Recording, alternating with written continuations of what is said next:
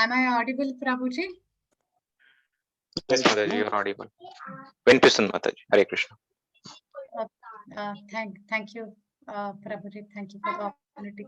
Thanks to all gurus for the opportunity. ముందుగా మనం ప్రభుపాద్ ప్రణతి చెప్పుకుందాం. నమో విష్ణుపాదాయ కృష్ణప్రేష్టాయ భూతలే శ్రీమతే భక్తి వేదాంత స్వామిన్నితి నామినే నమస్తే సరస్వతే దేవే గౌరవాణి ప్రచారిణే నిర్విశేష శూన్యవాది పాశ్చాత్య దేశాతారిణే. మనం మంగళాచరం కూడా చెప్పుకుందాం. మంగళాచరం ప్రేయర్స్ అయ్యాక మనం ఈ శ్లోకం మొదలెడదాం.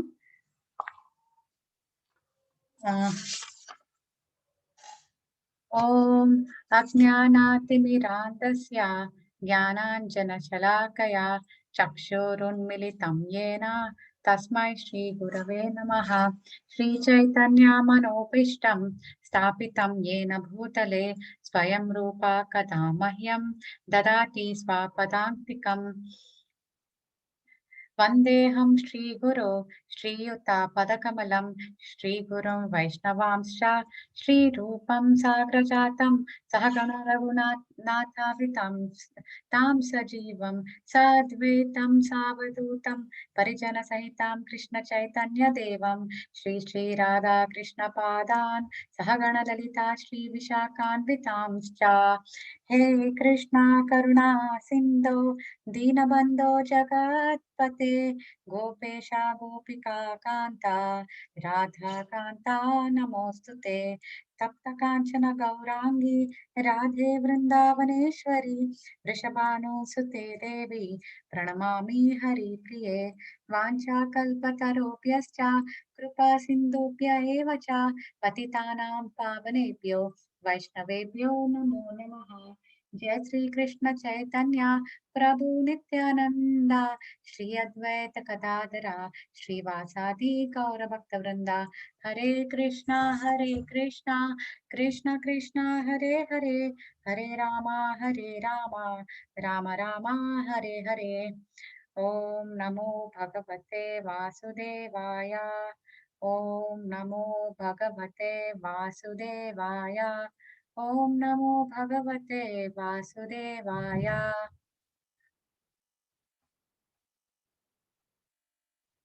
ఇస్కాన్ వైట్ఫీల్డ్ బెంగళూరు వారి గీతా ప్రవచన కార్యక్రమానికి వచ్చిన భక్తులందరికీ స్వాగతం. ఈ క్లాస్ మన ఫౌండర్ ఆచార్య ప్రభుపాద్ వారికి డెడికేట్ చేస్తున్నాం. ఆయన చెప్పిన వల్లే ఇస్కాన్ మొదలైంది. మనం అందరూ ఈ మార్గంలో ఉన్నాం. ఆయన ఎఫర్ట్స్, ఆయన కృషికి కాకపోతే మనం ఇప్పుడు ఈరోజు ఎలాంటి పరిస్థితుల్లో ఎలా ఉండేవాళ్ళమో నాకు తెలీదు. సో ప్రభుపాద్ వారికి, మన గురువులందరికీ, మా గురువులు మాకు చెప్పినదే మేము ఈ రోజు చెప్పగలుగుతున్నాం. వాళ్ళ అందరికీ డెడికేట్ చేస్తూ ఈ సెషన్, ఈ క్లాస్ మొదలెడదాం.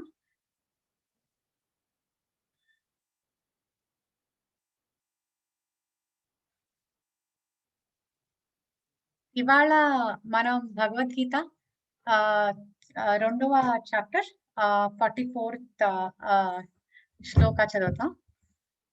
భోగైశ్వర్య ప్రసక్తానాం తయాపహార్త చేతసాం వ్యవసాయాత్మిక బుద్ధి సమాధౌ న విధీయతే. ఈ శ్లోక ఎవరైనా రిపీట్ చేయాలనుకుంటున్నారా? లైక్ ఎనీ టూ వాలంటీర్స్ ఎవరైనా ఈ శ్లోక మరొకసారి చెప్పాలనుకుంటే చెప్పవచ్చు. హరే కృష్ణ మాతాజీ. హరే కృష్ణ మాతాజీ. నేను చదువుతాను మాతాజీ. తప్పకుండా మాతాజీ. భోగైశ్వర్య ప్రసక్తానాం తయాపహ్రేత చేతసాం వ్యవసాయాత్మిక బుద్ధి సమాధౌ న విధీయతే. థ్యాంక్ యూ మాతాజీ, చాలా చక్కగా చెప్పారు. ప్రొనౌన్సియేషన్ అది. Thank you. Thank you Mataji.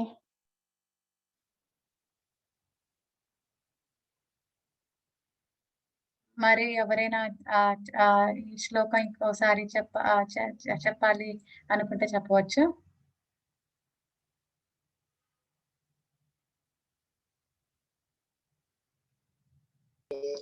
Hare Krishna.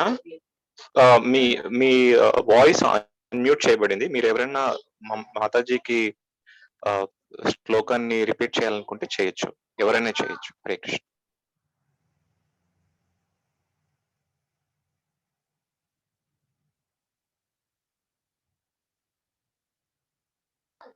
Okay, Mataji. So I think I can able to recite once again. Hare Krishna. Thank you. Bhogashwarya prashaktanam tayah vrutachetasham vyavasayatmaka buddhe samadho na vidiyate. Hare Krishna.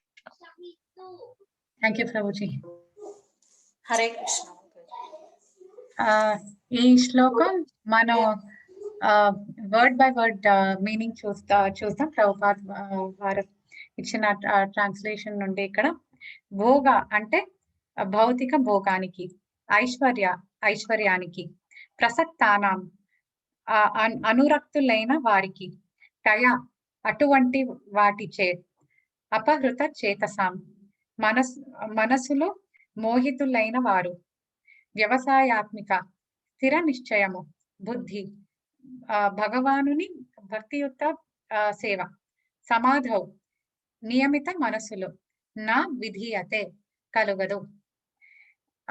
Translation: ఇంద్రియ భోగానికి, భౌతిక సంపత్తికి అమితముగా అనురకులై అటువంటి వాటిచే మోహితులయ్యేవారు మనసులలో భగవానుని భక్తియుక్త సేవ పట్ల స్థిర నిశ్చయము కలగనే కలగదు.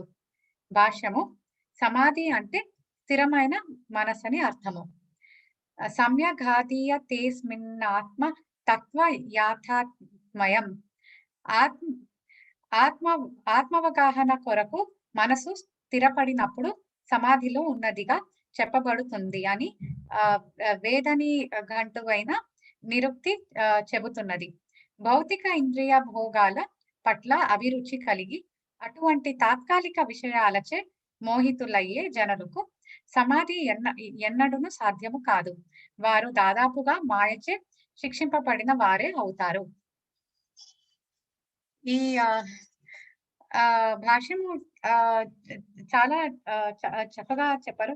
దీనికి చాలా డీప్ మీనింగ్ కూడా ఉంది. ఈ భాషల్లోకి మనం వెళ్లే కన్నా ముందు ఈ శ్లోక భగవద్గీతలో ఎటువంటి పరిస్థితిలో, ఎటువంటి సందర్భంలో చెప్పబడింది అని మనం ఒక చిన్న రీక్యాప్ చెప్పుకుందాం. ఈ సందర్భం అనుసరించుకుందాం. అర్జునుడు యుద్ధ భూమిలో తన మిత్రుల్ని, తన బంధువుల్ని చూసి నేను యుద్ధం చేయలేను అని తన గాంధీవ భూమిని పక్కన పెట్టేసి, కృష్ణ నేను ఈ యుద్ధం చేయలేను అని చెప్పి చెప్పేస్తారనమాట. ఆ శోకంలో అర్జునుడి విషాదంలో ఉన్నప్పుడు కృష్ణుడు ఈ భగవద్గీతను మనకి చెప్తారు.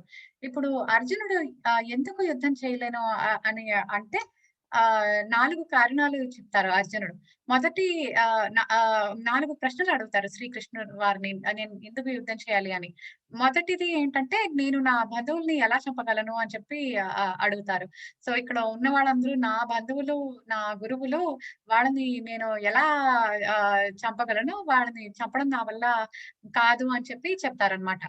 అప్పుడు ఆ ప్రశ్నకి సమాధానం కింద శ్రీకృష్ణుల వారు సాంఖ్యయోగాన్ని చెప్తారు అర్జునుడికి. సాంఖ్యయోగం మనం ఇప్పటి వరకు చర్చించుకున్నాం. మనం చాలా శ్లోకాలు చర్చించుకున్నాం దీని గురించి. 2.11 నుంచి 2.30 భగవద్గీతలో కృష్ణుడు సాంఖ్యయోగి గురించి చెప్తారు. సాంఖ్య అంటే ఏంటంటే, ఈ ఆత్మ అనేది ఏంటి, ఈ శరీరం అనేది ఏంటి, ఆత్మ యొక్క నిత్యం ఎప్పటికీ ఉన్నది, శరీరం అనేది తాత్కాలిక. వీటిలో రెండిటికి సంబంధం ఏంటి, రెండు వేరుగా ఎలా ఉన్నాయి అని సాంఖ్యం అర్జునుడికి చెబుతారు. అప్పుడు అర్జునుడి రెండో ప్రశ్న ఏంటంటే, భీష్ములు, ద్రోణాచార్యులు అలాంటి వారికి పాదాలకి పూజ చేయాలి, పువ్వులు వేసి. అలాంటి వారిని ఆరోస్ తో టచ్ చేయడం, అలాంటి వారిని చంపడం అయితే చాలా దూరంగా కూడా ఉంది ఆలోచించడం. వాళ్ళ పాదాలకి పూజ చేయాలి. అటువంటి రెస్పెక్ట్‌ఫుల్ మర్యాదస్తులని చంపడం పాపం కదా! నాకు పాపం వస్తుంది అని చెప్పి అంటారు. ఈ ప్రశ్నకి సమాధానం కింద కృష్ణుడు కర్మకాండలో చెప్తారు. కర్మకాండ ఏంటంటే అది సకామ కర్మ యోగాలకు కూడా వస్తుందన్నమాట.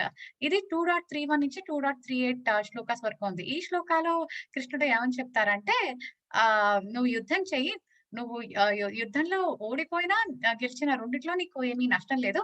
నువ్వు ఓడిపోతే కనుక ధర్మవంతంగా యుద్ధం చేస్తూ ఓడిపోతావని నీకు హైయర్ ప్లానెట్స్ వస్తుంది. స్వర్గం అనేది వస్తుంది. ఒకవేళ నువ్వు గెలిసితే రాజ్యం నీదే. సో, నువ్వు యుద్ధం అనేది చేయాలి" అని చెప్పి యుద్ధం వల్ల వచ్చే లాభాలను అంటే ఈ కర్మకాండ ప్రకారంగా అంటే ఒక బెనిఫిట్స్ ప్రకారంగా కృష్ణుడు చెప్తారు అర్జునుడికి. అప్పుడు అర్జునుడు ఇంకో ప్రశ్న కూడా అడుగుతారనమాట. మూడవ ప్రశ్న అర్జునుడు అడిగేది ఏంటంటే, నా బంధువులు చనిపోయాక ఈ రాజ్యం అంతా నాకెందుకు, ఇంకా ఈ రాజ్యాన్ని తీసుకొని నేనేం చేసుకోవాలి? నేను ఎవరితో అనుభవించుకోవాలి? ఈ రాజ్యం అంతా నేను ఎవరితో అనుభవించాలి? నాకు ఈ రాజ్యం అక్కర్లేదు. ఈ రాజ్యాన్ని నేను అనుభవించలేను కూడా నా మిత్రులు లేనప్పుడు అని చెప్పి అంటారు. ఈ ప్రశ్నకు ఉత్తరం సమాధానం ఇస్తూ శ్రీకృష్ణుల వారు బుద్ధి యోగాన్ని చెప్తారనమాట. బుద్ధి యోగా అనేది 2.39 శ్లోకా నుంచి 2.53 శ్లోకా వరకు చెప్పబడింది. సో బుద్ధి యోగా మనం తెలుసుకోవాల్సింది ఏంటంటే బుద్ధి అంటే తెలివి. యోగా అంటే మన భగవంతునిలో భగవాన్ని ధ్యానంలో అది మన ఐక్యత. సో, యూనియన్ అంటారు. Union of soul, body, mind అని చెప్పి అంటారు. ది సోల్ ఏంటంటే మన కృష్ణ యొక్క పార్ట్ అండ్ పార్సెల్. సో, ఇక్కడ మనకి ఈ శ్లోకంలో యోగా మీనింగ్ మనకి ట్రాన్స్‌లేషన్ కూడా చెప్పారు. భగవాని భక్తియుత సేవ. సో, బుద్ధి యోగా అనేది 2 రకాలుగా సూచిస్తుందనమాట. ఒకటి బుద్ధి యోగా అనేది భక్తి యోగాన్ని సూచిస్తుంది. ఇంకొకటి బుద్ధి యోగా అనేది నిష్కామ కర్మ యోగాన్ని సూచిస్తుంది. ఇప్పుడు బుద్ధి యోగా అంటే భక్తి యోగా ఎలాగా అని చెప్పి మనం అనుకోవచ్చు. సో, బుద్ధి అంటే తెలివి, ఇంటెలిజెన్స్. ఏం ఇంటెలిజెన్స్ మనకి కావాలి అంటే మనకి కావాల్సిన ఇంటెలిజెన్స్ ఏంటంటే బుద్ధి ఏంటంటే నేను ఆత్మని నేను శరీరాన్ని కాదు. ఈ శరీరం నా టెంపరరీ హోమ్. ఈ ఆత్మ నివసించడానికి ఒక టెంపరరీ అరేంజ్‌మెంట్ ఇది. కానీ నేను ఆత్మ. నేను ఈ శరీరం కాదు. ఈ శరీరం శాశ్వతం కాదు. అలా మనం తెలుసున్నప్పుడు మనం ఏం చేస్తామంటే నెక్స్ట్ మనకు తెలుసంటే నేను ఆత్మ. సో, ఈ బుద్ధి ఉన్నప్పుడు మనం ఏం చేస్తామంటే ఈ టెంపరరీ బాడీ, ఈ శాశ్వతం లేని దేహాన్ని మనం తృప్తి పరచడానికి ఎన్నో విధాలుగా ఎఫర్ట్స్ చేస్తూ ఉంటాం అనమాట. అది మనల్ని ఈ భౌతిక లోకానికి ఇంకా బంధిస్తూ ఉంటుంది. సో, అలాంటి ప్రయత్నాలు మనం చెయ్యం. అప్పుడు మనం ఎవరు? మనం ఆత్మ. సో, ఆత్మ అంటే మనం part and parcel of Krishna. మనం కృష్ణుడి ఒక భాగం. అలా అని చెప్పి మనం కృష్ణుడి తృప్తి కోసం చూస్తాం అనమాట. మనం కృష్ణుడు ఎప్పుడైతే తృప్తి పడతారో అప్పుడు అందరూ తృప్తి పడినట్టే. కృష్ణుడితో కనెక్షన్ మన ఆత్మ పరమాత్మకి ఆ కనెక్షన్ ఉంటది. సో, కృష్ణుడితో కనెక్షన్ ఉన్నవాళ్ళు అందరూ కూడా తృప్తి పడతారు. సో, అలాంటి పని మనం చేసినప్పుడు కృష్ణుడికి తృప్తి ఇంద్రియ తృప్తి కాకుండా కృష్ణ తృప్తి కోసం మనం చేసినప్పుడు మనం ఆ బుద్ధి యోగా చేస్తున్నట్టే. అయితే భక్తి యోగా కూడా. భక్తి యోగా అంటే ఏంటంటే భక్తులు డివోటీస్. డివోటీస్ ఒక్కటే చేస్తారు. వాళ్ళకొక్కటే లక్ష్యం ఉంటది. ఏంటంటే కృష్ణుడి యొక్క సాటిస్ఫాక్షన్. వాళ్ళు కృష్ణుడి యొక్క సేవ కోసం, కృష్ణుడి యొక్క సంతృప్తి కోసమే వాళ్ళు ఏం చేసినా సరే కృష్ణుడి సంతృప్తి కోసం చేస్తారు. సో, ఈ భక్తితో మన భక్తులు చేసింది అంతా కూడా బుద్ధి యోగానే.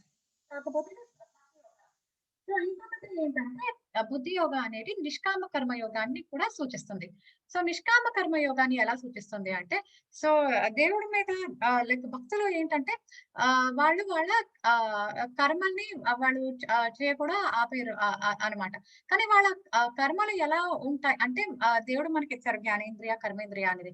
ఆత్మ అనేది చైతన్యవంతురాలు. అది ఏ కర్మ చేయకుండా, ఏ యాక్టివిటీ చేయకూడదు అనేది మనం ఉండలేము. ఎందుకంటే మన చైతన్యం, మన కాన్షియస్‌నెస్ అది యాక్టివ్ అన్నమాట. దేవుడు కృష్ణుడు సచ్చిదానంద స్వరూపం. ఆ సచ్చిదానంద ఒక స్మాల్ క్వాంటిటీ వైస్ మనం ఉన్నాం. సో మనకి కూడా ఆ చైతన్యం అనేది ఉంది. ఆ చైతన్యం వల్ల మనం కార్యం చేస్తాం. కానీ భక్తులు ఎలాంటి కార్యాలు చేస్తారంటే వాళ్ళ ఇంద్రియ తృప్తి కోసం కాదు. వాళ్ళు ఏ విధమైన ఫలితాన్ని ఆశించి కూడా చేస్తారు. వాళ్ళు ఏం చేసినా సరే అది దేవుడి సూచన నుంచి వచ్చిందా నాకు, అది దేవుడి కోసం చేస్తున్నానా అనుకునే చేస్తారు. వాళ్ళు యాస్ ఎ డ్యూటీ వాళ్ళు చేస్తారు గానీ ఒక ధర్మపరంగా వాళ్ళు వాళ్ళ కర్మ చేస్తారు కానీ ఒక ఫలితాన్ని ఆశించి చేయరు. నిష్కామంగా వాళ్ళ కర్మలను చేస్తారు. సో బుద్ధి యోగా అనేది ఒక విధంగా చూస్తే భక్తి యోగాన్ని సూచిస్తుంది. ఇంకో విధంగా చూస్తే నిష్కామ కర్మ యోగాన్ని కూడా సూచిస్తుంది. మనం ఇప్పుడు ఈ శ్లోకాలు 2.53 వరకు మనం బుద్ధి యోగా గురించి చర్చించుకుందాం. ఇందులోనే నిష్కామ కర్మ యోగా శ్లోకాలు కూడా ముందు ముందు వస్తాయి. నెక్స్ట్ పాయింట్ ఏంటంటే 2.41 లో మనకి వ్యవసాయాత్మక బుద్ధి గురించి చెప్తారు శ్రీకృష్ణుల వారి భక్తి యోగా గురించి చెప్తూ. సో వ్యవసాయాత్మక బుద్ధి ఏంటంటే దృఢంగా ఉన్న బుద్ధి, స్థిరంగా ఉన్న బుద్ధి అంటే ఫిక్స్డ్ అన్నమాట. ఒక మనకి ఫోకస్డ్ అన్నమాట. మనం ఒక ఆలోచన ఉంటే మనం దాని గురించే ఉండాలి అలాగా. సో ఈ వ్యవసాయాత్మక బుద్ధి మనకి ఫిక్స్డ్ ఫోకస్డ్ దేని మీద ఉండాలి అంటే కృష్ణ భక్తి మీద, దేవుడి కృష్ణుడి సేవలో ఉండాలన్నమాట. సో ఈ బుద్ధి దృఢంగా, స్థిరంగా, నిశ్చయముగా ఉంటుంది. కృష్ణ భక్తి భావన ద్వారా మనిషి మహోన్నతమైన జీవన పూర్ణత్వాన్ని చేరుకుంటాడనే దృఢమైన విశ్వాసాన్ని వ్యవసాయాత్మక బుద్ధి అని అంటారు. సో ఈ వ్యవసాయాత్మక బుద్ధి 2.41 లో కృష్ణులు మనకి చెప్తారు. వాళ్ళు ఎలా ఉంటుందంటే వాళ్ళ ధ్యానం, వాళ్ళ ధ్యాస అంతా కూడా ఒక కృష్ణుడి యొక్క భక్తి, కృష్ణుడి యొక్క సేవ ఎలా చేయాలి అని ఉంటుంది. ఎందుకంటే వాళ్ళకి నమ్మకం ఉంది. కృష్ణుడి సంతృప్తిలోనే మన అందరి సంతృప్తి ఉంది అని వాళ్ళకి దృఢమైన విశ్వాసం ఉంది. వాళ్ళ మహోన్నతి కూడా ఈ భక్తి యోగాలోనే ఉంది అని వాళ్ళకి విశ్వాసం ఉంటుంది. సో 2.40 శ్లోకాలు కూడా మనకి కృష్ణుల వారు చెప్పారు. ఈ మార్గంలో వెళ్ళిన వాళ్ళకి భయం అనేది ఉండకూడదు. నేహ విక్రమ నాశస్తి శ్లోకంలో కూడా చెప్పారు. ఈ భక్తి యొక్క యోగాలు మనం పోగొట్టుకునేది ఏం లేదు. మనం కొంచెం ప్రయత్నించినా సరే మనకి త్రాయితే మహతో భయాత్, మనకి ఎంత పెద్ద భయం కూడా తీసేస్తారు దేవుడు అని చెప్పి. నెక్స్ట్ 2.42-43 శ్లోకాస్ లో కృష్ణుల వారు ఏం చెప్తారు అంటే ఈ అంటే ఈ వ్యవసాయాత్మక బుద్ధి లేని వారి గురించి కూడా చెప్తారు 41, 42, 43 లో. సో 41 లో ఏం చెప్తారంటే బహుశాఖ హి అనంతశ్చ బుద్ధయో వ్యవసాయనం. అంటే వాళ్ళ ఫోకస్ ఎప్పుడు ఒకదాని మీద ఉండదన్నమాట. వాళ్ళు ఇది చేయాలి, అది చేయాలి, అది చేయాలి అని బహుశాఖ హి అనంతశ్చ అంటే ఎన్నో విధములుగా వాళ్ళ బుద్ధి, వాళ్ళ ఇంటెలిజెన్స్ ఉంటుంది. వాళ్ళ ఇంటెలిజెన్స్ దేవుడి పక్క మీద కాకుండా అన్ని రకాలుగా మిగిలిన అన్ని రకాల పనుల మీద వాళ్ళ ఇంటెలిజెన్స్ బ్రాంచ్ అవుట్ ఉంటుంది. వాళ్ళు దేని ఒక్క మీద కూడా ఫోకస్ పెట్టలేరు. వాళ్ళ ఫోకస్ ఎప్పుడు ఒకసారి దీని మీద ఉంటుంది, ఒకసారి దాని మీద ఉంటుంది. అలా అలా ఉంటుంది అని చెప్పి చెప్తారు. సో 42, 43 లో కూడా కృష్ణుల వారు అదే కంటిన్యూ చేసి చెప్తారు. సో ఇలా ఈ తక్కువ తెలివి, తక్కువ ఇంటెలిజెన్స్ ఉన్న వాళ్ళు ఏంటంటే వాళ్ళు ఈ ఇంద్రియ తృప్తి కోసమే వాళ్ళు ఎక్కువ పనిచేస్తుంటారు. ఈ వేదాలలో కొన్ని వేదాలలో మనకి చెప్తారనమాట. ఏ ఏ ఏ పూజలు చేస్తే, ఏ ఏ యజ్ఞాలు చేస్తే మనకి స్వర్గం వస్తుంది, ఏ పనులు చేసిన వల్ల మనకి ఉత్తమ జన్మలు వస్తాయి, ఎలాంటి పూజలు చేస్తే, ఎలాంటి యజ్ఞములు అలా చేస్తే మనకి అధికారం వస్తుంది అని చెప్పి మనకి ఇచ్చారు. సో వీళ్ళేంటంటే ఇలాంటి వర్డ్స్ అన్ని విని తికమక పడి అయితే ఇదే నాకు అంతా, దీనికి మించింది ఇంకా ఏమీ లేదు అనుకుని వాళ్ళు దీనికి అటాచ్ అవుతారు. అంటే దీంట్లో ఆసక్తి పడిపోయి ఉంటారన్నమాట. ఇక్కడ ఏంటంటే 3 రకాలుగా చెప్తారు. ఇవి పుష్పితం వాచాం అంటారు. అంటే ఇవి ఫ్లవరీ వర్డ్స్ అన్నమాట. వినడానికి మనకి ఎంతో బాగుంటాయి. ఓహ్! నాకు స్వర్గం వస్తే చాలా బాగుంటుంది అని చెప్పి. సో ఇలాంటి పుష్పిత వాచంలో పడి వాళ్ళు ఇదే, దీనికి మించి ఇంకా ఏమీ లేదు అని అనుకుంటారు. సో స్వర్గలోకం వాళ్ళ కానీ ఈ చెప్పేవన్నీ కూడా వాళ్ళ ఇంద్రియ తృప్తి కోసం ఉంటుంది. సో ఇప్పుడు ఏం కోరుకుంటారు సాధారణంగా జనాలు అంటే స్వర్గలోక ప్రాప్తి కోరుకుంటారు. స్వర్గలోకం ఎందుకు అంటే అక్కడ నాకు భోగైశ్వర్యాలు ఉంటాయి. రకరకాల విధాలుగా నేను ఎంజాయ్ చేయొచ్చు అని చెప్పి కోరుకుంటూ ఉంటారు. నాకు అన్ని సుఖాలే ఉంటాయి. నాకు ఆ నాకు దుఃఖాలుండవు. సుఖాల కోసమే అని చెప్పి స్వర్గలోకాన్ని కోరుకుంటారు. కానీ వాళ్ళకి తెలీదు. వాళ్ళ పుణ్యాలయిన తర్వాత వాళ్ళ పుణ్యాలన్నీ ఎప్పుడైతే అయిపోతాయో అప్పుడు వాళ్ళు మళ్ళీ ఈ భూమి మీద వచ్చే అవకాశం ఉంది. వాళ్ళు మళ్ళీ భూమి మీదకి రావచ్చు అని చెప్పి. కొంతమంది ఉత్తమ జన్మని కోరుకుంటారు. ఉత్తమ జన్మ కూడా ఎందుకు అంటే నేను చాలా రిచ్ ఫ్యామిలీ, డబ్బులున్న ఫ్యామిలీలో పుడితే నాకు కష్టాలుండవు. నేను అనుభవించొచ్చు. నేను ఐశ్వర్యాలన్నీ అనుభవించొచ్చు అని చెప్పి ఆ లోపల ఒక థాట్ ఉంటుంది. ఆ థాట్ గురించి ఉత్తమ జన్మని కోరుకుంటూ ఉండొచ్చు. లేకపోతే వాళ్ళు అధికారాన్ని కోరుకుంటుంటారు. అధికారం ఏంటంటే సరే నాకు అధికారం ఉంటే నాకు బోలెడన్ని పవర్స్ ఉంటాయి. నేను చెప్పినట్టుగా వింటారు. అధికారం ఉంటుంది అని చెప్పి దాని గురించి కూడా వాళ్ళు కోరుకుంటూ ఉంటారు. సో ఎప్పుడైతే ఈ వేదాల్లో ఈ ఫ్లవరీ వర్డ్స్ ఉండిపోయి ఇదే అంతా అని చెప్పి అనుకుంటారో అలాంటి వాళ్ళకి ఆధ్యాత్మిక పెరుగుదల స్పిరిచువల్ గ్రోత్ అనేది ఉండదు. వాళ్ళ నమ్మకం కూడా ఎప్పుడూ బహుశాఖ ఉంటుంది. అంటే ఫ్లికరింగ్ ఉంటుందనమాట. స్థిరంగా ఉండదు. వాళ్ళకి బాధ ఉన్నప్పుడు వాళ్ళు దేవుడిని గుర్తు తెచ్చుకుంటారు. వాళ్ళకి బాధ పోయి వాళ్ళకి కావాల్సింది అంతే ఉంటే, వాళ్ళ ఆ భోగాలలోనూ, వాళ్ళ ఐశ్వర్యాలలోనూ మునిగిపోతారనమాట. అది ఇచ్చింది దేవుడే కదా! అది యూజ్ చేసుకొని మనం దేవుడిని సేవ చేస్తామని అనుకోరు. వాళ్ళు దాన్ని దేవుడు నా కష్టాలు తీర్చరు. నేను అనుకున్నవి ఇచ్చారు. దీన్ని నేను ఎలా అనుభవించాలి అని అనుకుంటారు తప్పితే మనకి ఇచ్చిన వాటిలతో వాళ్ళు దేవుడికి రిటర్న్ చేయాలి. దేవుడికి కృష్ణుడికి ఎలా పూజించాలి అని చెప్పి అనుకోరు. సో వాళ్ళ నమ్మకం కూడా స్థిరంగా ఉండదు అన్నమాట. సో ఆహ్, క ఆహ్, ఆహ్, బుద్ధి ఉన్నవాళ్ళు అంటే ఈ బుద్ధి యోగాలో ముందుకి వెళ్ళాలి అని బుద్ధి యోగంలో నమ్మకం ఉన్నవాళ్ళు ఈ డివోటీస్ ఏం చేస్తారంటే వాళ్ళు కృష్ణ భక్తిలో ఎల్లప్పటికీ ఉంటారు. వాళ్ళకి వాళ్ళు సరైన జ్ఞానం ఉన్నవాళ్ళు. ఇప్పుడు మనకి ఒక ప్రశ్న రావచ్చిక్కడ. మరి వేదాలు కూడా వేదాలు ఎక్కడి నుంచి వచ్చాయి? లైక్ బ్రహ్మ వారు చెప్పింది. బ్రహ్మకి ఎక్కడి నుంచి వచ్చాయి? బ్రహ్మ మెడిటేషన్ చేస్తుంటే ఇన్ ద హార్ట్ ఆఫ్ బ్రహ్మ శ్రీకృష్ణుడు ఇస్తారనమాట. మరి ఆ వేదాలు కూడా కృష్ణుడే ఇచ్చింది కదా! ఆ తర్వాత మనం ఇంతకు ముందు శ్లోకాల్లో చూస్తే కృష్ణుల వారే అర్జునుడికి చెప్తారు. కర్మకాండ సెక్షన్‌లో ముందు చెప్తారు. "నువ్వు యుద్ధం చెయ్యి. నువ్వు గెలిస్తే నీకు ఈ రాజ్యం వస్తుంది. నీకు ఓడిపోయినా నీకు స్వర్గం వస్తుంది" అని చెప్పి మరి దేవుడు ఈ కర్మకాండను చెప్తారు కదా! ఈ ఫ్లవరీ వర్డ్స్ వేదస్ దేవుడిని కూడా రెఫర్ చేసారా అని చెప్పి మనకి ఇక్కడ ఒక డౌట్ రావచ్చు. ఇప్పుడు ఏంటంటే కొంతమంది నాస్తికులుంటారు. వాళ్ళు వేదపరంగా కూడా అస్సలు చేయరు. వాళ్ళు వాళ్ళ మనసుకి తోచినట్టుగానే చేస్తూ ఉంటారు. వాళ్ళకి మనసుకి నచ్చినట్టుగా చేస్తూ ఉంటారు. వాళ్ళ దేవుడనే వాళ్ళే లేదు అంటారు. ఇప్పుడు అటువంటి వాళ్ళకి ఈ వేదాస్ అనేది ఒక ఫస్ట్ స్టెప్ అన్నమాట. సో అలాంటి వాళ్ళు శ్రీకృష్ణుడి దగ్గరికి కష్టం ఉన్నప్పుడు కూడా కృష్ణుడిని తలుచుకోవాలంటే మా గురువుగారు లాస్ట్ క్లాస్‌లో చెప్పారు. సుకృతి అనేది ఉండాలట. మనిషికి సుకృతి ఉంటేనే ఆ కష్టంలో కూడా వాళ్ళు కృష్ణుడిని తలుచుకునేది. లేకపోతే కష్టంలో కూడా మనం కృష్ణుడిని తలుచుకోలేం. మనకి ఆ సుకృతి లేకపోతే అని. సో నెక్స్ట్ ఏంటంటే ఇప్పుడు 4 రకాలైన మనుషులు కృష్ణుడి దగ్గరికొచ్చారు. ఇది కూడా భగవద్గీత ముందు చాప్టర్స్‌లో చెప్తారు. ఎప్పుడైతే డిస్ట్రెస్ ఉన్నవాళ్ళు, మనసుకి బాధ ఉన్నవాళ్ళు, లేకపోతే డబ్బులు కావాలి అనుకున్నవాళ్ళు, లేకపోతే నాకు ఈ ఫిలాసాఫికల్ జ్ఞానం కావాలి అనుకున్నవాళ్ళు, ఇటువంటి వాళ్ళు ఆ దేవుడి దగ్గరికి తలుచుకొని వస్తారనమాట ముందు ఫస్ట్ స్టెప్‌లో.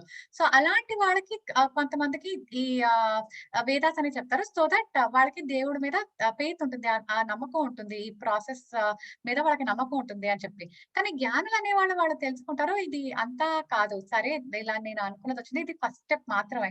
ఇప్పుడు నా కష్టం పోయింది. ఇప్పుడు నాకు వచ్చిన ఫలాలు, నా రిజల్ట్స్‌తో నేను కృష్ణుడిని ఎలా పూజించాలి అని జ్ఞానం ఉన్నవాళ్ళు అనుకుంటారు. ఎందుకంటే వాళ్ళకి కరెక్ట్ జ్ఞానం ఉంది. నేను ఆత్మ, నేను ఈ శరీరం కాదు. ఈ శరీరం అనేది తాత్కాలికం అని చెప్పి.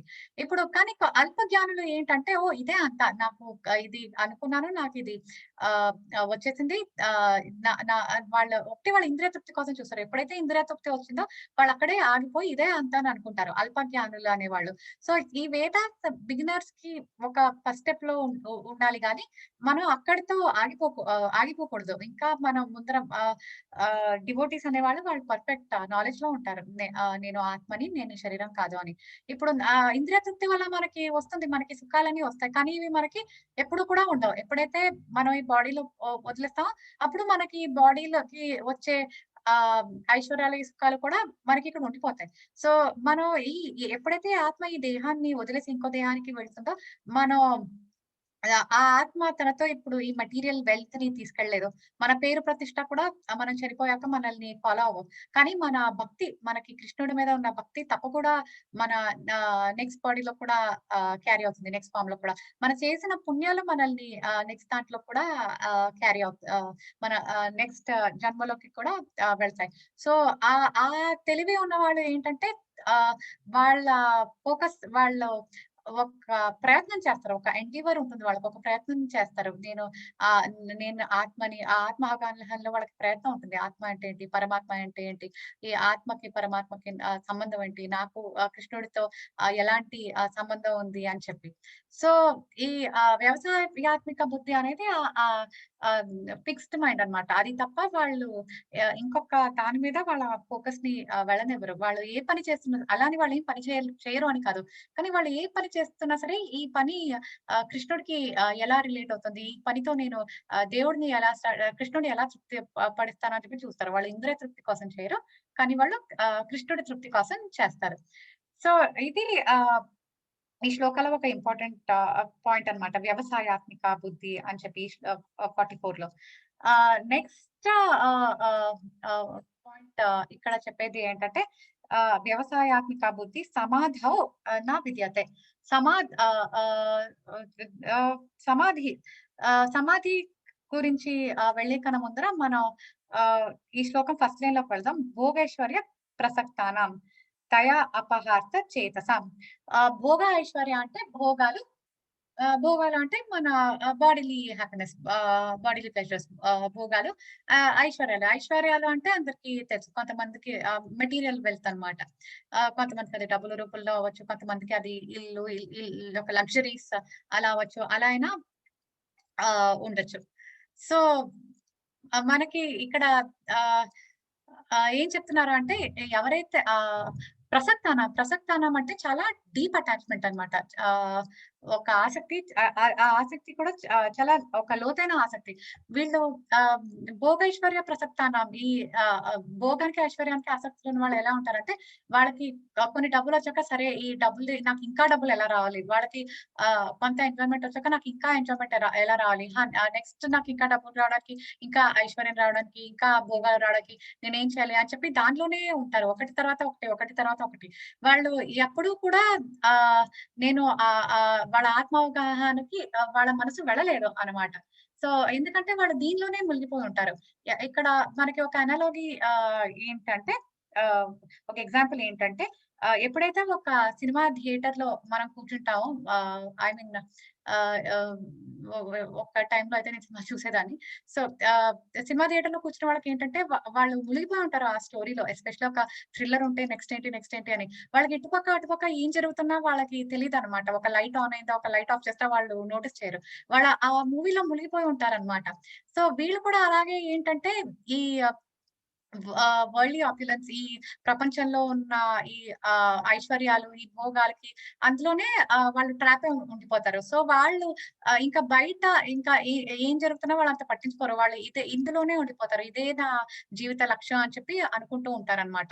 సో, ఇలా ఈ భోగాలకి, ఐశ్వర్యానికి టూ మచ్ అటాచ్ అయిన వాళ్ళు వాళ్ళ తయ అపహార్త చేతసాం. అంటే చేతసాం అంటే వాళ్ళ కాన్షియస్‌నెస్. వాళ్ళ కాన్షియస్‌నెస్ అపహరించబడి ఉంటుంది అని చెప్పి.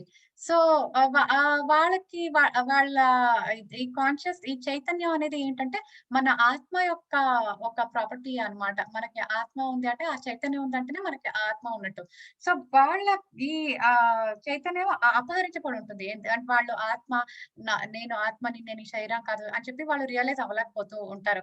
సో, ఆహ్, ఆహ్, వాళ్ళు ఈ భోగైశ్వర్యాల్లో చాలా ఎక్కువ మునిగిపోయి ఉంటారనమాట. సో, ఆహ్, మనకిక్కడ ఆహ్, చెబుతున్నది ఏంటంటే, ఈ భోగైశ్వర్యాల్లో ఎక్కువ మునిగిపోయి ఉన్న వాళ్ళకి వాళ్ళ చైతన్యం అనేది అపహరించబడి ఉంటుంది.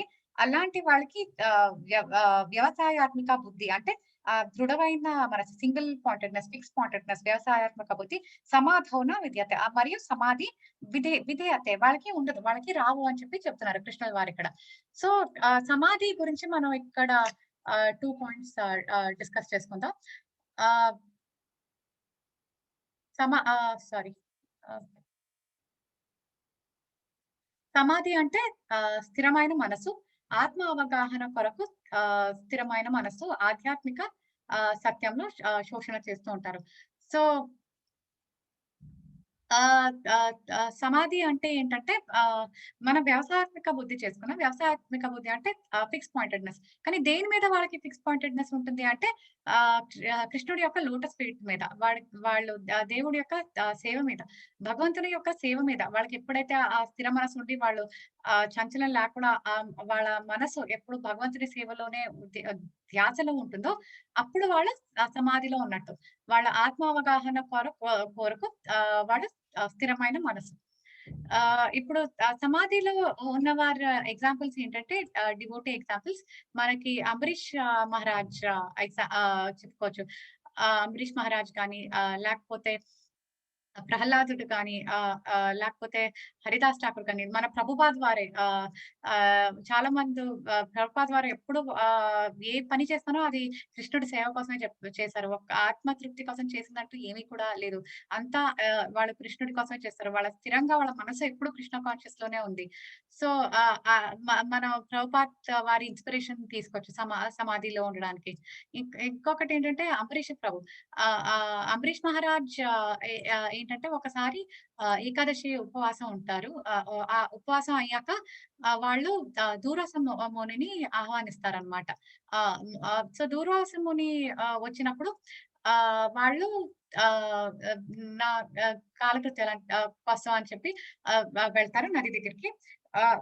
ఇప్పుడు వాళ్ళని ఆహ్వానించినప్పుడు ఆయన వచ్చే వరకు వెయిట్ చేయాలి. వాళ్ళ ఫాస్ట్ బ్రేక్ చేయడానికి లేదనమాట. కానీ ఆ ఏకాదశి గడులు దాటిపోతున్నాయి. ఐ మీన్ ద్వాదశి గడులు దాటిపోతున్నాయి. అది దాటిపోయాక ఫాస్ట్ బ్రేక్ చేయడానికి ఉండదు. ఉపవాసం వదలడానికి ఉండదు. అలా కన్‌ఫ్యూజన్‌లో ఏం చేయాలి అని చెప్పి అన్నప్పుడు ఆహ్ కొంతమంది ఋషులు వాళ్ళకి సజెస్ట్ చేస్తారు. కొంచెం నీళ్లు తీసుకుంటే ఉపవాసం బ్రేక్ అయినట్టుగా కూడా ఉంటుంది. అలాగే మీ దూర్వాస మహామునిని తిన్నట్టు కూడా ఉండదు. సో, మీరు నీళ్లు తీసుకోవచ్చు. అప్పుడు మీరు దూర్వాస మహామునిని కూడా రెస్పెక్ట్ చేసినట్టే, మీరు ఉపవాసం కూడా బ్రేక్ చేసినట్టే అని చెప్పి అంటారు. అప్పుడు అంబరీష్ మహారాజుల వారు ఒక డ్రాప్ ఆఫ్ వాటర్ తీసుకుంటారనమాట. దూర్వాస మహామునికి ఇది తెలిసిపోతుంది. వచ్చాక ఆయన మెడిటేషన్ ఆయనకి చూడగానే తెలిసిపోతుందన్నమాట. అంబరీష్ మహారాజు ఇలా నీళ్లు తీసుకున్నారు అని చెప్పి. అప్పుడు ఆయన అంబరీష్ మహారాజ్‌ని స్టఫింగ్ చేస్తారన్నమాట. అలా స్టఫింగ్ చేస్తున్నప్పుడు అప్పుడు అంబరీష్ మహారాజులు ఏం చేస్తారంటే ఒకటి కృష్ణుడిని స్మరించుకుంటూ ఉంటారన్నమాట. వాళ్ళు ఎలా స్మరించుకుంటారు అంటే వాళ్ళ చేతులతో కృష్ణుడికి పూజ చేస్తున్నట్టు, వాళ్ళ కాళ్ళతో దేవుడి టెంపుల్ స్టెప్స్ చుట్టట్టు దేవుడికి సేవ చేస్తున్నట్టు, ఆ స్మెల్ కూడా వాళ్ళు దేవుడికి అర్పించినటువంటి ఫ్లవర్స్ యొక్క స్మెల్. అప్పుడు వాళ్ళు ఫుల్ కాన్షియస్‌నెస్ ఆ సమాధిలో ఉంటారనమాట. కృష్ణుడినే ధ్యానిస్తూ, కృష్ణుడికి సేవ చేస్తున్నట్టు ఆ సమాధిలో ఉంటారు. అప్పుడు కృష్ణుడు వచ్చి అంబరీష మహారాజుని రక్షిస్తారనమాట. అప్పుడు కృష్ణుడి సుదర్శన చక్రం పంపుతారనమాట. దూర్వాసం మునిని నశించడానికి. అప్పుడు దూర్వాస ముని అన్ని లోకాలకు వెళ్లి కృష్ణుడి దగ్గరికి వెళ్తే అప్పుడు నువ్వు అంబరీష్ మహారాజు వారు నిన్ను క్షమిస్తేనే నిన్ను నీ సుదర్శన చక్రం వెళ్తుంది అంటే మళ్ళీ అంబరీష్ మహారాజు వారి దగ్గరికి వస్తారు. సో అలా అంత కష్టం వచ్చినా సరే వాళ్ళు శపిస్తున్నప్పుడు కూడా అంబరీష్ మహాముని కృష్ణుడిని తలుచుకుంటూ దేవుడి యొక్క ఆ సమాధి స్టేట్‌లో ఉన్నారనమాట. వాళ్ళ దేవుడిని కృష్ణుడి యొక్క లోటస్ పాదాలు సేవ చేసుకుంటున్నట్టే వాళ్ళు ఉన్నారు. సో, ఆ ఈ సమాధి ఈ వ్యవసాయాత్మక బుద్ధి సమాధి అనేది ఆహ్, ఈ భోగేశ్వర్య ప్రసక్తానం. ఎక్కువ భోగాలు, ఐశ్వర్యాలు కావాలి. నా ఆత్మతృప్తి కోసం, నా ఎంజాయ్‌మెంట్ కోసం ఉండాలి. లైక్ ఫర్ ఎగ్జాంపుల్ ఎంజాయ్‌మెంట్స్ అనేది రకరకాలుగా ఉంటాయి. లైక్ కొంతమంది చాలా ఎక్కువ మూవీస్ చూస్తుండొచ్చు. బట్ కొంతమంది ఎక్కువ సెన్షువల్ ఎంజాయ్‌మెంట్స్ ఉండొచ్చు. బట్ లగ్జరీస్ అనుభవించాలి అని ఉండొచ్చు. ఈ భోగాలు, ఈ ఐశ్వర్యాలు ఇలా ఎక్కువ అనుభవించాలి అని చెప్పి అనుకున్న వాళ్ళకి ఈ సమాధి, ఆ తర్వాత ఈ వ్యవసాయాత్మక బుద్ధి అనేది ఉండదు అని చెప్పి ఇక్కడ చెబుతున్నారనమాట ఈ శ్లోకంలో. ఆహ్, నెక్స్ట్ స్లైడ్. సో, మనకి మనకి ప్రతి శ్లోకంలో కూడా కొన్ని ప్రాక్టికల్ అప్లికేషన్స్ ఉంటాయి భగవద్గీతలో. ఆహ్, భగవద్గీత ఇదివరకు అప్లికబుల్ ఉంది. ఇప్పుడు అప్లికబుల్ కాదు అని చెప్పి అనుకోవడానికి లేదు. సో, మనం ఎప్పుడు ఉన్న టైంకి కూడా ఈ భగవద్గీత ప్రాక్టికల్ అప్లికేషన్స్ ఉన్నాయి. మనం దాన్ని ఆచరించవచ్చు. మన ఆచరణాత్మకంగా ఈ శ్లోకం ఎలా ఉంటుంది అని చెప్పి మనం చూస్తాం. ఆహ్, హా! కానీ సారీ, ఈ ప్రీవియస్ స్లైడ్‌లో ఇంకొక పాయింట్ నేను మెయిన్‌ది చెప్పాల్సిందేంటంటే, కృష్ణుడిని పొందడానికి అర్హత ఉంటేనే మనకి ఈ దృఢ సంకల్పం ఉంటుంది. సో, మనం ఎప్పుడైతే కృష్ణుడిని పొందాలి అని చెప్పి మనకి దృఢ నిశ్చయం ఉంటేనే అప్పుడే మనకి ఈ దృఢ సంకల్పం అనేది ఆహ్, వస్తుంది అని. సో, కమింగ్ బ్యాక్ టు ఈ ప్రాక్టికల్ అప్లికేషన్స్‌గా వచ్చేది ఏంటంటే, సో, మనకి డిజైర్స్ అనేది మనం ఒక్కసారిగా ఆహ్, ఆహ్, వదిలేసుకోలేమనమాట. బట్ డిజైర్స్ అనేది మనం దేవుడి సేవ కోసం ఎలా చేయాలి అనేది మనం చూజ్ చేసుకోవచ్చు. సో, డిజైర్స్ అనేవి ఈ కోరికలు, ఈ భోగకాలి, ఐశ్వర్యం కావాలి అనేది అందరికీ వస్తూనే ఉంటాయి. అది ఏంటంటే ఒక డోర్ స్టెప్, అంటే మన తలుపు దగ్గర ఉన్నట్టనమాట. బట్ మనం చూసుకోవాలి. ఇది ఈ డిజైర్ నాకు కరెక్ట్ కాదా? దీన్ని నేను చూజ్ చేసుకోవాలా లేదా? దీన్ని ఈ ఈ కోరికని నేను ఎన్నుకోవాలా లేదా? అని చెప్పి మనం చూజ్ అన్నమాట. సో, ఇప్పుడు ఎలా అంటే ఒక తల్లి తన ఆహ్, ఆహ్, పిల్ల అపహరిత అవుతుంది, కిడ్నాప్ అవ్వచ్చు అంటే అలాంటి చోటకి ఎప్పుడూ వాళ్ళ పిల్లల్ని తీసుకెళ్లరు తల్లిదండ్రులు. అక్కడ చాలా డేంజరస్ ప్లేస్ అది. కిడ్నాపింగ్ అది ఎక్కువుంటుంది. అంటే అలాంటి ప్లేస్‌లో వాళ్ళ పిల్లల్ని వదలరు. సో, మన కాన్షియస్‌నెస్ కూడా అంతే.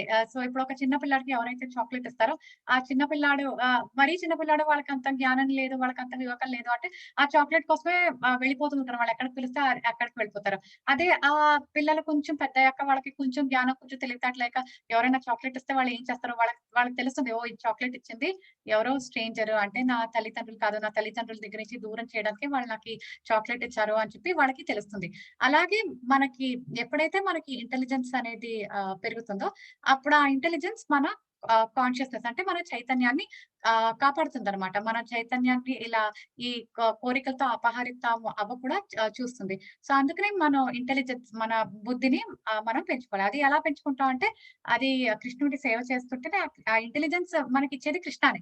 సో, మనం ఎప్పుడైతే ఆ ఇంటెలిజెన్స్‌ని కృష్ణుడి కోసం ఉపయోగించుకుంటామో, కృష్ణుడిని మనం సమాధి ఎలా పొందాలి అని, మన వ్యవసాయాత్మక బుద్ధి సమాధి ఎలా పొందాలి అని, కృష్ణుడికి ఎలా సేవ చేయాలి అని మనం ఈ డివోషనల్ సర్వీస్‌లో ఉన్నప్పుడే మనకి ఆ ఇంటెలిజెన్స్ వస్తుంది అన్నమాట. మనకు అవసరం లేని డిజైర్స్‌ని ఆపుకోవడం వల్ల వస్తుందనమాట.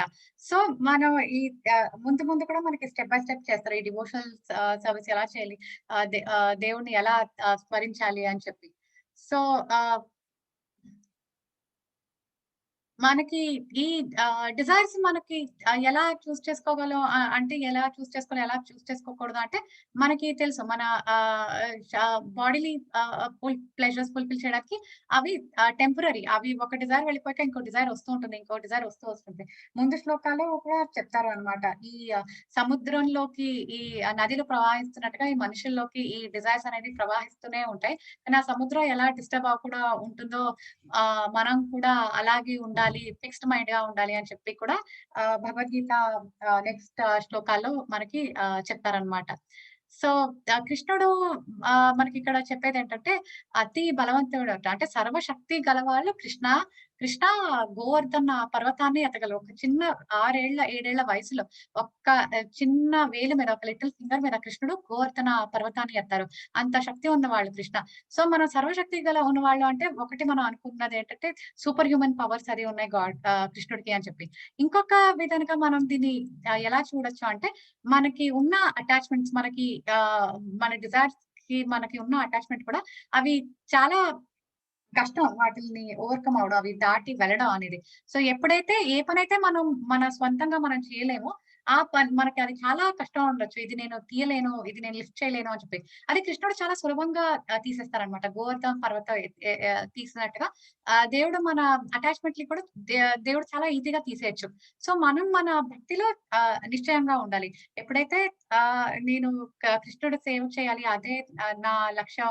నా నా నేను ఆత్మ అది నాకు పర్మనెంట్ హ్యాపీనెస్ ఇస్తుంది అని చెప్పి మనం అనుకుంటే, మన మిగిలిన అన్ని నీడ్స్, అన్ని రిక్వైర్మెంట్స్ కూడా కృష్ణ చూసుకుంటారు. కృష్ణుడే మనకి కావాల్సింది కన్నా మనకు అవసరం ఉన్నది. అది మనకి మన భక్తిలో మనకి అవసరం ఉన్నది, మనకి కావాల్సింది కూడా కృష్ణుడు ఇస్తారనమాట. సో, మనం ఏంటంటే ఈ దృఢ నిశ్చయంగా ఉండాలనమాట కృష్ణ భక్తిలో. ఎప్పుడూ కూడా మనకి డిజైర్స్ అనేది ఉండొచ్చు. కానీ అది మనం చేసుకోగలగాలి. ఇది నన్ను కృష్ణుడి వైపుకి పట్టుకెళ్తుందా? లేకపోతే కృష్ణుడి నుంచి దూరం చేస్తుందా అని చెప్పి. అలా ఆ డిజైర్స్‌తో మనం ట్రాప్ ఎయకూడదు. అంటే మనకి కొన్ని ఐశ్వర్యాలు లైక్ డబ్బులు కావాలి. మనం బతకడానికి మనం ఇక్కడ జీవనం సాధించడానికి మనకు కావాలి. కానీ ఎంత కావాలని దానివల్ల మనం ట్రాప్ అయిపోకూడదు. అంటే అవి మనల్ని భౌతిక లోకంలోనే ఉంచేసి అది వచ్చాక నాకు ఇంకా కావాలి అని అది మనల్ని ట్రాప్ చేయకూడదు. ఈ భోగాలు, ఐశ్వర్యం అనేది ఈ భౌతిక ప్రపంచాన్ని మనల్ని బంధించకూడదు. అది మనల్ని బంధించి కూడా ఉండాలి. అదొకటి మనం చూసుకోవాలనమాట. ఎప్పుడైతే మనకి ఐశ్వర్యాల భోగాలు వచ్చాడు. బట్ అవి యూజ్ చేసుకొని నేను కృష్ణుడికి ఎలా సేవ చేయగలను అని చెప్పి మనం అనుకోవాలి. సో, మనం ఇంటెలెక్చువల్‌గా ఎప్పుడైతే మనం ఈ నా మెటీరియల్ నా ఈ బాడీ ఫుల్‌ఫిల్‌మెంట్ కన్నా నేను ఆహ్, దేవుడి సేవలోనే నా ఫుల్‌ఫిల్‌మెంట్ ఉంది. దేవుడి తృప్తిలోనే నా తృప్తి కూడా ఉంది అనేది మనం ఎప్పుడైతే ఎక్కువ గ్రహిస్తామో, అప్పుడు మనకి ఈ భక్తి అనేది ఇంకా వస్తూ ఉంటుంది అన్నమాట. మనకి కృష్ణుడి సేవే మన అల్టిమేట్ ప్లెజర్ అనేది మనం తెలుసుకోగలుగుతాం అన్నమాట. అప్పుడు మన చైతన్యం అపహరిత పడదు. ఈ కోరికల వల్ల లేకపోతే భోగ ఐశ్వర్యాల వల్ల అపహరిత అవ్వదు. సో, ఆహ్, ఒక తల్లి తన పిల్లల్ని ఎలా కాపాడుకుంటుందో, అలాగే ఈ ఇంటెలిజెన్స్ అనేది ఈ బుద్ధి ఈ పిల్ల ఏంటంటే మన మైండ్ అన్నమాట. అది మనసు అది చాలా చంచలంగా ఉంటుంది. కానీ మనం ఈ బుద్ధి ఎప్పుడైతే మనకి పెరుగుతుందో, అప్పుడు మనం ఆ చంచలమైన మనసుని కాపాడుకోగలుగుతాం అన్నమాట. సో, ఇంటెలిజెన్స్‌ని ఆ బుద్ధిని స్ట్రాంగర్ చేయాలి. అది ఎలా చేస్తామంటే కృష్ణుడి యొక్క ధ్యానంలో, కృష్ణుడి యొక్క భక్తిలో. ఇప్పుడు ఈ భోగాలు, ఐశ్వర్యాల్ని మనల్ని ఆహ్, ట్రాప్ చేయకుండా చూసుకోవాలి. అంటే మనల్ని బంధించకుండా చూసుకోవాలన్నమాట. అంటే మీరు ఏ డబ్బులు లేకుండా ఉండండి. మీరు అబ్సల్యూట్‌లీ ఏది తినకూడదు, ఏది ఎంజాయ్ చేయకూడదు అలా కాదు. బట్ మన సెన్స్ ఎంజాయ్‌మెంట్ కన్నా మనం కృష్ణ ఎంజాయ్‌మెంట్ కోసం చూసుకోవాలి. బట్ ఈ ఎంజాయ్‌మెంట్ మనల్ని ఇక్కడ ఎంటాంగిల్ చేయకుండా కూడా మనం చూసుకోవాలి. ఒక స్ట్రేంజర్ ఇచ్చిన చాక్లేట్ కోసం ఎలా అయితే ఒక తెలివైన పిల్లాడు వెళ్ళడో, అలాగే మనం ఈ డిజైర్స్ వెనకాల, ఈ టెంప్టేషన్స్ వెనకాల పరిగెత్తుతూ ఉండకూడదు. వాటి గురించి కూడా ఈ హ్యూమన్ ఫార్మ్ అనేది చాలా రేర్ అన్నమాట. ఇది ఎందుకిచ్చారు మనకి హ్యూమన్ బాడీ అంటే, మన ఆత్మ అని అవగాహన అవ్వడానికి, ఆ పరమాత్మతో మనకున్న సంబంధం తెలుసుకోవడానికి. సో, మనం ఒక చిన్న ప్రయత్నమైనా చేయాలి. ఒక ఎండీవర్ అయినా చేయాలి ఈ పాత్‌లోకి వెళ్ళడానికి. సో, అది ఈ శ్లోకం యొక్క ప్రాక్టికల్ అప్లికేషన్. ఇంకొక ఎగ్జాంపుల్ కార్తికేయ ప్రభు గారి లెక్చర్‌లో నేను విన్నది ఏంటంటే, ఇప్పుడు పేరెంట్స్ చాలా మంది వచ్చారు. ఇప్పుడు తల్లి, తండ్రి చాలా డబ్బులు సేవ్ చేసి, వాళ్ళ పిల్లాడిని ఒక మంచి కాలేజ్‌లో వేస్తారనమాట. రెసిడెన్షియల్ కాలేజ్‌లో వేస్తారు. ఈ పిల్లాడు చదవాలి, ఇక్కడుంటే చదువుతాడని. కానీ ఆ పిల్లాడు కాలేజ్ చేరగానే ఏం చేస్తాడంటే, వాడు ప్రతి క్యాంటీన్‌కి వెళ్లి, ఆహా! ఈ క్యాంటీన్‌లో ఫుడ్ బాలేదు, ఇంకో క్యాంటీన్. ఈ క్యాంటీన్‌లో ఫుడ్ బాలేదు, ఇంకో క్యాంటీన్. ఈ కాలేజ్ చుట్టూరా థియేటర్స్ ఉందా? ఈ థియేటర్‌లో మూవీ బావుంటుందా? ఆ థియేటర్‌లో మూవీ బావుంటుందా? అని చెప్పి ఆ తల్లి, తండ్రి ఇచ్చిన డబ్బులంతా తనెప్పుడు క్యాంటీన్‌లోనో, తిండి మీదనో, ఆ తర్వాత ఈ మూవీస్ మీదనో స్పెండ్ చేస్తుంటే, అప్పుడు తనకి ఆ కాలేజ్‌కి పంపించింది ఆహ్, ఆ లక్ష్యం నెరవేరలేదు. అంటే అది వేస్ట్ అయిపోతుంది. ఆ తల్లి, తండ్రి అంత మనీ స్పెండ్ చేసి ఆ పిల్లాడి మీద పెడుతున్నది. అలాగే ఆహ్, ఆహ్, మనకి అక్కడ పంపించింది ఎందుకు చదువుకోవడానికి, ఉన్నతిని పొందడానికి. బట్ ఆ పిల్లాడు ఏం చేస్తూ ఉంటారు, ఓహ్! ఈ క్యాంటీన్‌లో ఈ ఫుడ్ బావుందా? ఆ క్యాంటీన్‌లో ఆ ఫుడ్ బావుందా? తనకి ఫుడ్, మూవీస్ కావాలంటే అది కాలేజ్‌కి వెళ్ళకుండా కూడా చేయొచ్చు. బయట కూడా చేయొచ్చు. దానికి కాలేజే అవసరం లేదు. అలాగే మనకి హ్యూమన్ బాడీ ఇచ్చింది కూడా మన ఆత్మ అవగాహనకి ఆ సమాధి, ఆ భక్తిని మళ్ళీ పెంచుకోవడానికి, ఆ దేవుడి సేవ చేయించుకోవడానికి, ఆ దేవుడితో మనకున్న కనెక్షన్‌ని మళ్ళీ ఎస్టాబ్లిష్ చేయడానికి. అది కాకుండా మనం ఈ భోగాలకి, ఐశ్వర్యాలకి పడి ఆహ్, ఆహ్, మనం ఎప్పుడూ కూడా మనం దాంట్లోనే మునిగిపోయి ఉంటే సో, మనకి హ్యూమన్ ఫార్మ్ అనేది మనం దాన్ని యూజ్ చేసుకోవట్లేదు అని అర్థం అన్నమాట. సో, అలాగే ఎక్కువ ఈ భోగాలకి, ఐశ్వర్యాలకి ఉన్నవాళ్ళు, అందులోనే ఉన్నవాళ్ళు లైక్ నేను ఇంత షాపింగ్ చేయాలి, ఈ షాపింగ్ అయ్యాక ఆ షాపింగ్, ఈ డ్రెసెస్ అయ్యాక ఆ డ్రెసెస్ ఆర్ ఎక్కువ ఈ ఐశ్వర్యాలు, ఈ భోగాలు ఉండే వాళ్ళకి అలాంటి వ్యవసాయాత్మక బుద్ధి ఉండదు అనేది కృష్ణుల వారు చెప్తారు. సో, మనం ఈ ఈ కోరికల నుంచి బయటపడి ఆహ్, మన చాంటింగ్ ఒకటి చేస్తేనే చాలు. మనకి ఆహ్, ధ్యానంగా మన కలియుగంలో ఏంటంటే హరే కృష్ణ నామం మనం ఇది చేస్తూ ఉంటేనే మనకి ఇలాంటి అటాచ్‌మెంట్స్ అన్నీ పోతూ ఉంటాయి. సో, ప్రాక్టికల్ అప్లికేషన్ ఏంటంటే మనం చాంట్ చేయాలి. చాంట్ చేస్తేనే మనం ఇలాంటి అటాచ్‌మెంట్స్ నుంచంతా బయటికి రాగలుగుతాం. సో, నెక్స్ట్ వచ్చే శ్లోకాలలో అది మనకి ఏం చేస్తారంటే, ఈ భోగ ఐశ్వర్యాల నుంచి మన డీప్ అటాచ్‌మెంట్ నుంచి బయటికి ఎలా రావాలి అనేది మనకి ముందు వచ్చే శ్లోకాలలో చెప్తారు. అది మనం వచ్చే క్లాస్‌లో మనం అది డిస్కస్ చేసుకుందాం. How to get out of this అని చెప్పి. మనం ఈ ట్రాన్సెండెంటల్ పాత్ అంటే స్పిరిచ్యువల్ పాత్ భక్తి యోగానిలో మనం ముందుకు వెళ్ళాలి అంటే భోగాలకి, ఐశ్వర్యాలకి మనం ఎక్కువ అటాచ్ అయిపోయి ఉండకూడదు. ఈ వరల్డ్‌లీ ఆప్యులెన్స్, ప్లెజర్స్‌లో మనం ఫుల్ ఇన్వాల్వ్ అయిపోయి ఉండకూడదు అని చెప్పి చెప్తారన్నమాట. ఇది మనం నెక్స్ట్ శ్లోకాలో ఇంకా ముందుకి ఎలా వెళ్ళొచ్చు భక్తి యోగంలో అనేది చర్చించుకుందాం. ఆహ్, ఇక్కడితో ఆహ్, ఆహ్, ఈ శ్లోకాలు నేను ఆహ్, ఆహ్, చెప్పవలసింది చెప్పానని అనుకుంటున్నాను.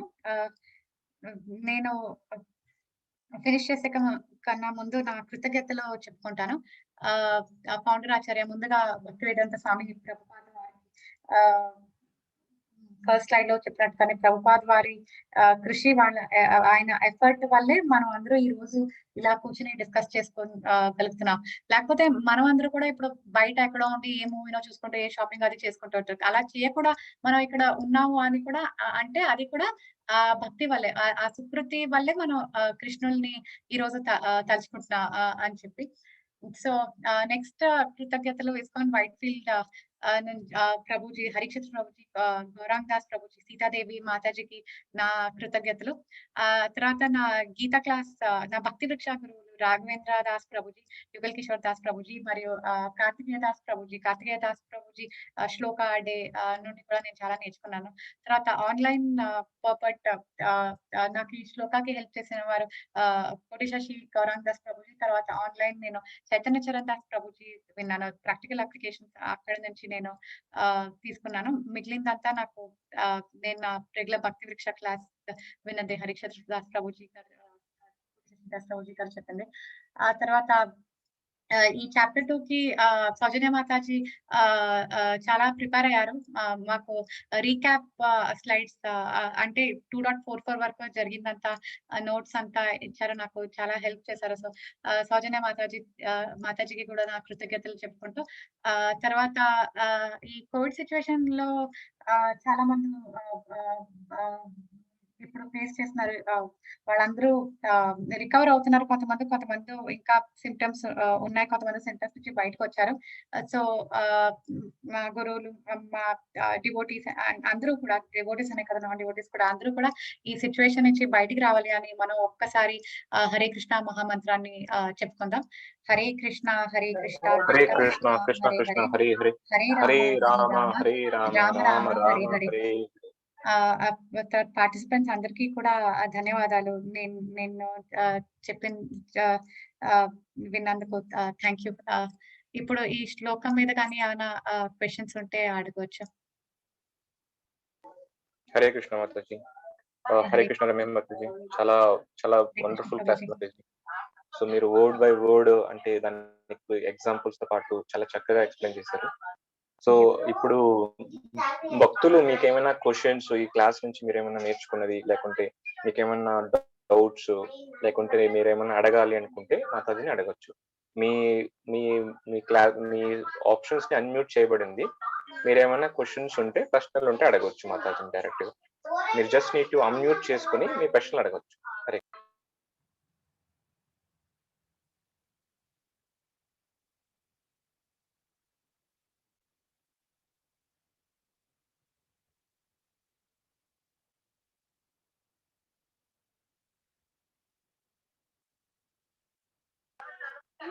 హరే కృష్ణ. మీకేమైనా ప్రశ్నలున్నాయా? ఉంటే దయచేసి రమ్య మాతాజీని అడగొచ్చు. లేకుంటే మీరు ఏమన్నా తెలుసుకోవాలనుకున్నా, లేకుంటే మీకు ఈ క్లాస్ వల్ల ఏం తెలుసుకున్నారని గురించి మీరేమన్నా చెప్పాలన్నా, అంటే రిఫ్లెక్షన్స్ కానీ, మీరేమన్నా చెప్పదలుచుకుంటే మీరు అన్‌మ్యూట్ చేసుకొని చెప్పొచ్చండి. ప్రశ్ననే కాదు, మీకేమన్నా ఐడియాస్ గానీ, లేకుంటే ఈ క్లాస్ గురించి మీరేమన్నా చెప్పాలనుకుంటే మాతాజీకి చెప్పొచ్చు. హరే కృష్ణ.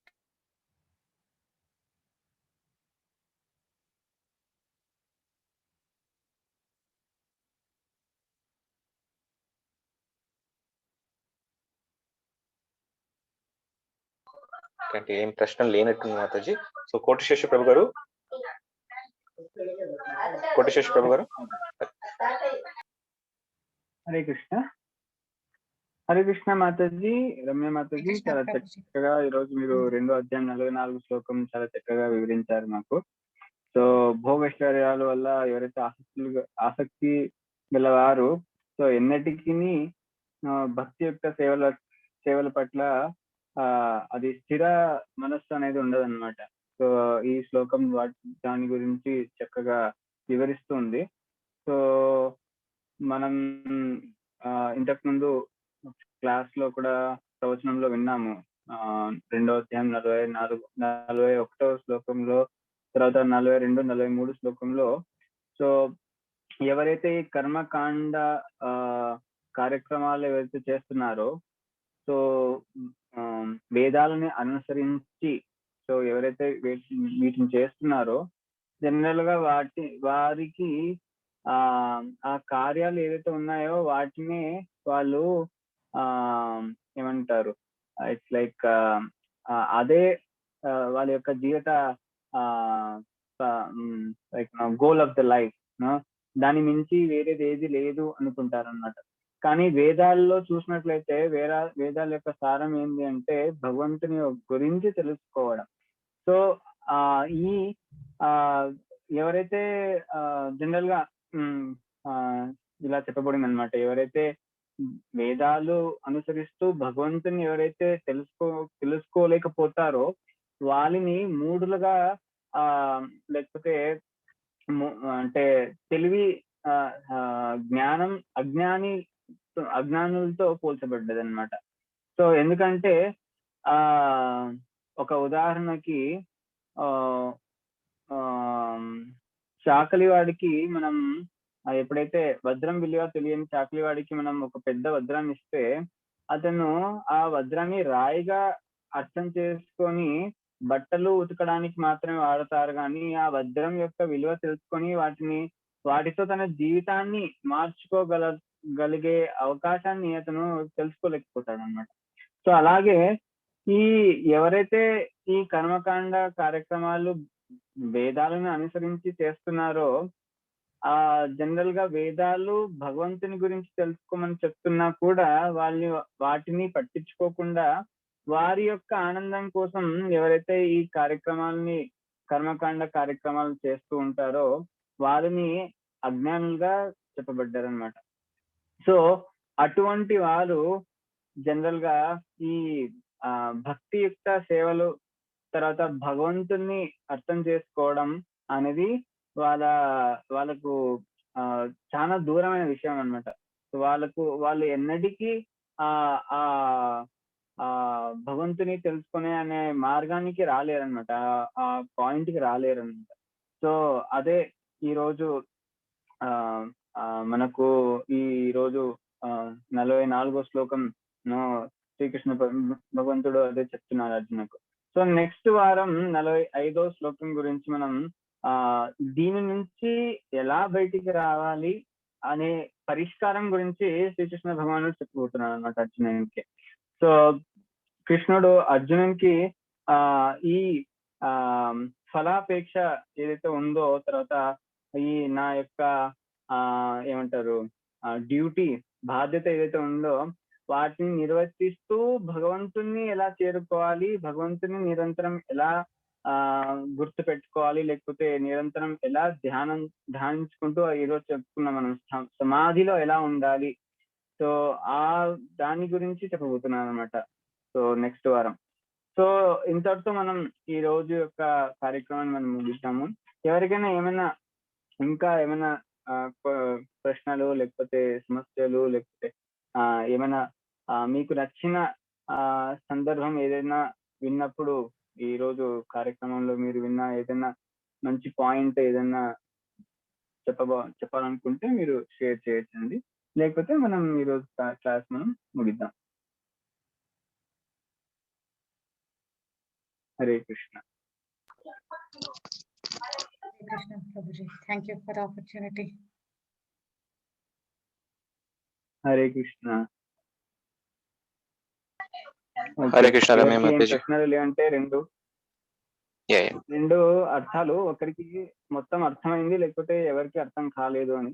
సో నేను ఇక్కడ అందరికీ అర్థమైందనే భావిస్తూ సో ఈ రోజు యొక్క కార్యక్రమాన్ని మనం ముగిద్దాము. సో జగద్గురు శిల ప్రభుపాద్ కి జై. కోటి వైష్ణవునికి జై. జై.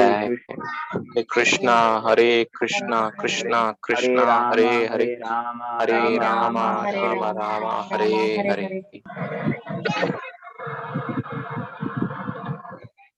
Hare Video on. Thank you Mataji. Thank you all the devotees for joining. Hare Krishna. So we are ending the session. Hare Krishna. Thank you Prabhuji.